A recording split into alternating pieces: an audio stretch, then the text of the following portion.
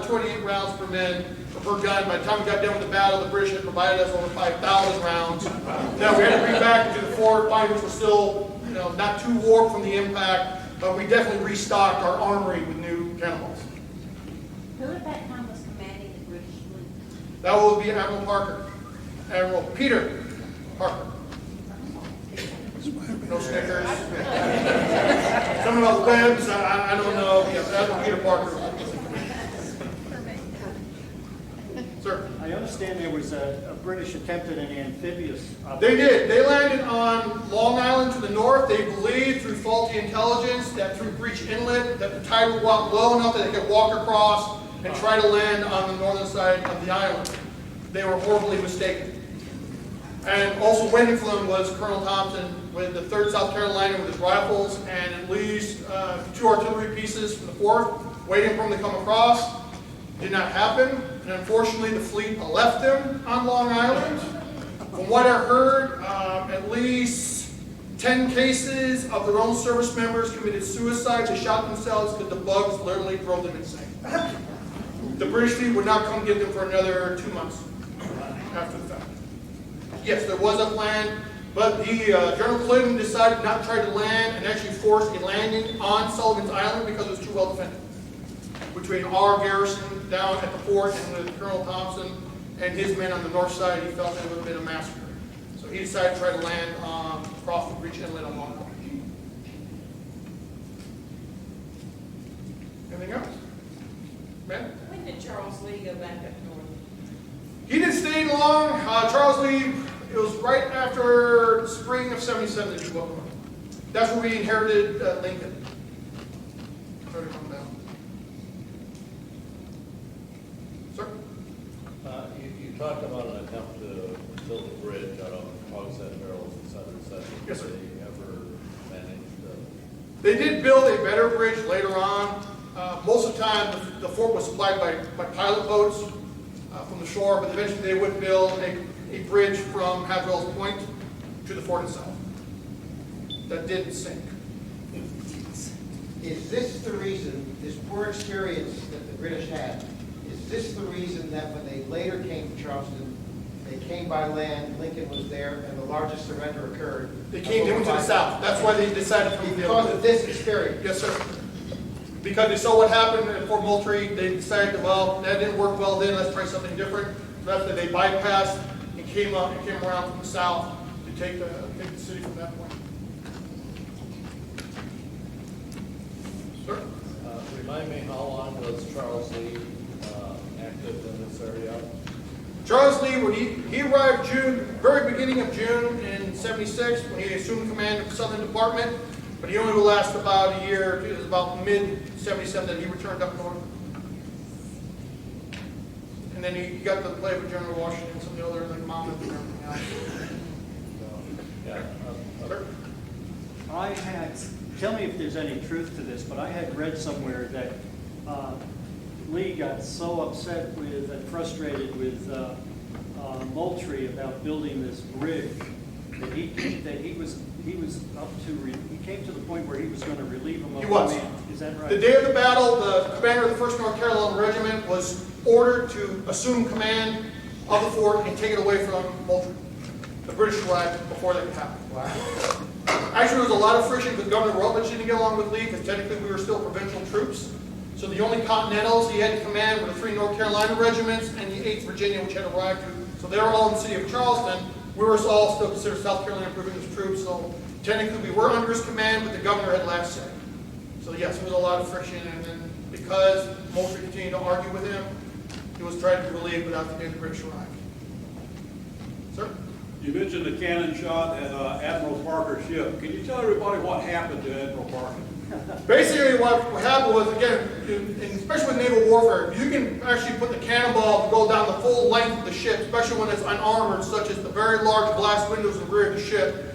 It was a large 28-pound ball. It went through that literally, as the ball went through and caused a shredding motion of all the glass and all the splinters, it literally tore his breeches off. And the ball continued down the ship. Himself and a couple of his aides were actually very severely wounded. So basically, from about here down, he was peppered with about wooden slivers about this long that went through his legs, as well as glass shards from. Basically, the only thing left on was his shirt, and his britches were literally shredded off. In fact, a couple of his aides were killed because of the cannonball. Perfect shot. We just could never confirm who was the one who fired the final shot, or the parting shot. Parting part. Any other? Sir? Why do you think the British set up with the swing anchors instead of floating by when they decided to anchor up and use the swing? They thought they could batter down the fort. So again, they dropped both stern and 4 anchors to stabilize the firing platforms. They thought that with, these are normally 50 gun ships to the line, so 25 guns apiece, ranging in size from 32 pounders to 28 pounders at close range could batter down the walls. They just didn't count South Carolina palmetto trees and sand. And that's what saved us. Just like we have a ship called Old Ironsides, with that strong oak that bounced off on the Constitution, same with our fort. Because of that spongy material of the logs, the cannonballs actually just bounced off on us. The walls were never breached. And how many slaves were used during the construction? About 1 month prior, every free-body slave was basically given free reign for a month over to the command to help build the fort, as well as 12 miles worth of defenses. Charleston defenses went from Fort Johnson on the far side all through the battery and around the point of the city, and then of course over to Sullivan's Island. Most of the construction on Sullivan's Island was done by us, for the men of the regiments. There was a few slave support, but most of the others were being used to build the defenses around the battery in Charleston, as well as across the Fort Johnson. Sir? I'll follow up on the questions about General Charles Lee. Other than being involved in several squabbles, he apparently didn't have a big impact on what happened while he was here, while he was in the South for that roughly a year. Is that correct? He was a very angry man. Basically, after his time during the French and Indian War, he was frustrated. That's why he went home. He decided he had enough with the British government, so he already arrived in the colonies frustrated. He wanted the top position in the army. In fact, he started to negotiate with Congress, saying, if I join you as a general, can you make sure that everything I'm going to lose in England is going to be paid for before he actually assumed command as a major general. So, needless to say, he did not arrive in Charleston with a positive outlook. He was already still... I hate to say that what happened to him during the French and Indian War may have soured him a little bit. He was literally, he got shot through the lower abdomen at Carolina. He was bayoneted, so he had very severe injuries to his lower abdomen that he was still dealing with when he came over, so he still had to deal with the injuries, so he was not 100%. And when he arrived down here, and of course, I'm a major general, I'm in command of the Southern Department, you must obey everything I said. He wanted every military force down here to fall under his command, and Governor Rutledge said, no, it doesn't work that way. You can command your continental troops, I command my troops. And that didn't help. He's used to having carte blanche control of the army. So, did he serve fairly effectively in the French and Indian War? He was, but he was also, he bought his commission as a lieutenant. He was with Braddock's expedition, but he was with the supply train, so he wasn't really in the fight. He was with Howe when he led the initial assault, so he's learning about light infantry. But during that initial contact, when Howe was killed, he was wounded. That's when he got bayoneted the first time. And then as he was leading the attack against the Abatis at Carolina is when he got shot. So he got wounded twice in a matter of 2 days. So at that point, I would probably take a little bit of fight out of anybody. And then how he was treated from his own government wasn't well. And of course, when he came here, he wasn't getting his demands. He wanted the top general. He wanted Washington's job. So no, you're actually number 3. So that did some good. Sir? So, Marion had his slave Oscar with him for most of the war. Yes, sir. My 2-part question was Oscar at the Battle of Fort Sullivan, and was it common practice that other officers have their servants with them, accompany them throughout the campaign? Yes, sir. Both times. It was actually advised that most trusted servants were actually allowed to carry arms. Especially when we surged later on, we got lucky in '76 that we didn't actually have to man the army. But when we started to march towards Savannah, it was actually given, the order was that all trusted slaves and servants were to be armed and accompany the army. So yes, most of the officers would bring their own personal servants. They trusted them.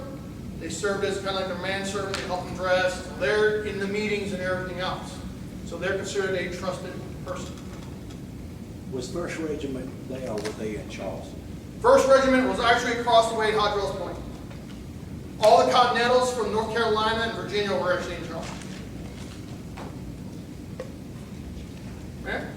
Is there any type of historical marker at Admiral's Point now? I do not believe there is.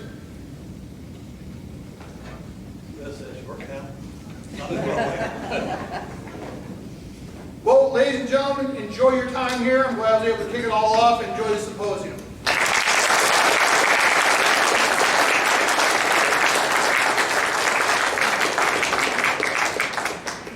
In real life, we call him Erick, Nason. And to me, he is the quintessential military historian. Special Forces for 20 years, retired, and doctor's degree, leads the 2nd South Carolina, leads all the reenactors in the southern area. I'm in head of the Southern Department for the Continental Army. And has written, started, has one book out, and it's going to be a series, and we're going to follow Captain Clark through the American Revolution. And Eric will be out here with his book until about 6 o'clock, and he's really a nice guy when you get to know him. And that's because he's now working with the